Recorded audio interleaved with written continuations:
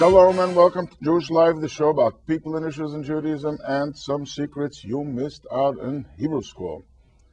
One of the secrets I know you didn't miss out is about food, right?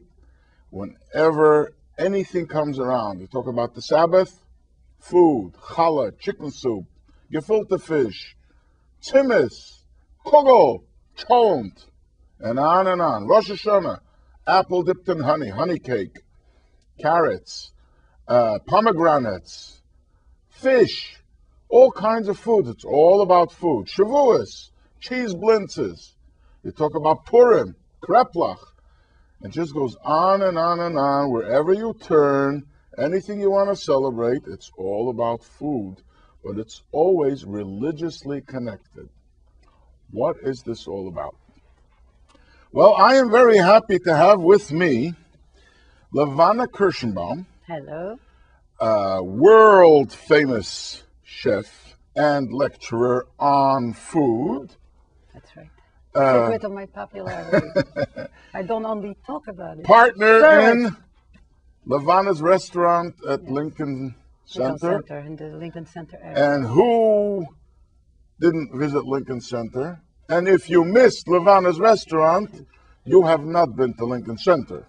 That's what I will say. That's right. Okay. Now, one of the things that I have been told is that when Mashiach is coming, it's again about food. When Mashiach is going to come, we're going to be eating the big fish, the Leviathan, big whale, and then we're going to be eating the Shor Bor, the big buffalo, or bull, or whatever animal it is. At no charge, I hope. At no charge, right? Wonderful. And Levana is preparing the recipes. We will be still around. Yes, you will be doing, because I know you've done everything. You've done game, you do it's unbelievable. Domestic. It's such good food. You do all kinds of food, so I'm sure. Those are the foods that, in addition to being extremely delicious and fancy, are good for you. Finally. So let's get excited about food. That's good for you. I want to hear, for example, the high holiday month.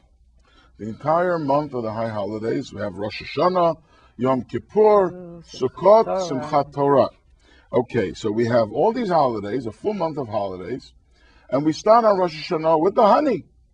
Honey is like a central part of Rosh Hashanah foods, and the reason for it is because we want to have a sweet new year, symbolic of that, and it's not only symbolic.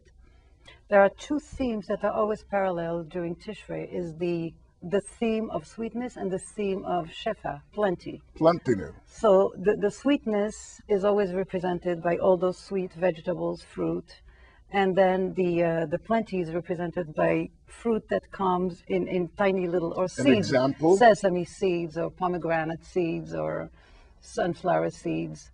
No nuts because of the geometry. No nuts. No nuts. Too nuts, bad. Stay home. That's right. But I think after Rosh Hashanah, we are allowed to throw in some almonds. We use the foods. I think what is important, it would be very interesting, and I'm sure that most of our audience are not familiar with, that it's not just we're eating sweet foods just as a symbol, but according to the Kabbalah, all sweetness comes from the same source.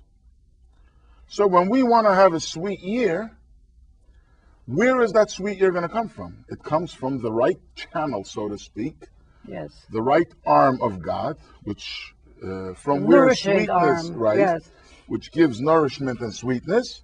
Yes. And sweet honey also derives its source from that same place. So when we eat honey cake, yes, we dip our challah in honey or the apple in honey, it is all connected to that sweetness. Yes. So let us focus a little bit on the sweet foods.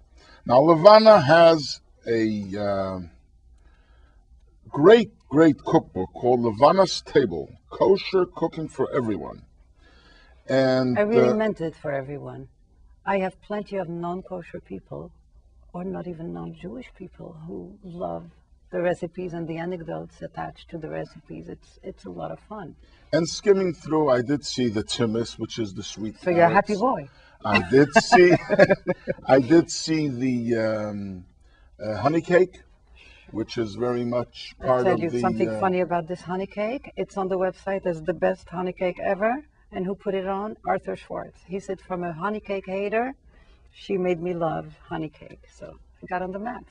So mentioning your website, we should tell them also that you have a website called LevanaCooks.com. Yes. Where they can find recipes and schedule of Schedule of our classes. classes, yes. Okay, which is also important. We should tell them about your classes, that you do give the regular classes at The Lincoln classes, Square I have Synagogue. been giving classes at Lincoln Square Synagogue for almost 25 years now. And that is And it's every week. every Almost week, what day of always the week? Monday nights. Every Monday night, Except if it's a 2-hour class. followed by a fabulous dinner. They come hungry. Ah, It also okay. it's becomes like an informal party room because a lot of people decide to So if you want a nice celebrate an date, occasion. if you want a nice date, Yes, or come party. to class. Yes, yes, it's a very, very good way to spend an evening. Very exciting. Okay, now, Levana, you are originally from Morocco, Yes, which labels you Sephardic. party. And I open up your cookbook and I see Tzimmis. And I'm trying to look up in I wanted all my mother-in-law to my cook me in the Arabic family. dictionaries, and I'm looking for the word Tzimmis. No dice. No dice. No. How do you come to Tzimmis? I wanted to run a popularity contest with my Russian mother-in-law. I wanted her to keep me in the family. Okay, how did you get into this? And Well, let me tell you. tell us about your. Anybody would have grown up in my house with a mother, a cook like my mother. There is no way in the world that they can avoid becoming a cook. I Just hope you out have of- a good Moroccan fish recipe Not only here. that, but I have a very... Because I will never I forget. sure do. I had Moroccan fish, It's fabulous. and I can never duplicate it. I don't know where to find it. I'll help you. Good. You know, the thing is that we grew up so modest, with such modest circumstances. So just had to, the litmus test was we cooked with very, very plebeian ingredients, and the food was great. So I think that by default, I mean, it's the best sign of a good cook. Look at how many tools, how few tools you have, and the great results. And it was lean, it was healthy, it was, so I mean, even without trying, I mean, I went to school, I went to college and everything, as far away as possible from food. And I got right back to it.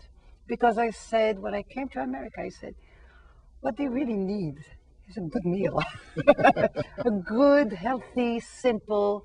There is still in some spots a great stigma about food. And there is this great myth that fast food will be better, faster, will save you something. I don't know if you saw in the Wall Street Journal, there's a great big title by somebody, Parker Pope, instant foods don't save you anything.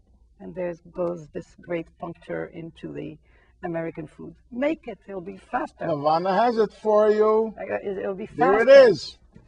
Yeah, it's fun.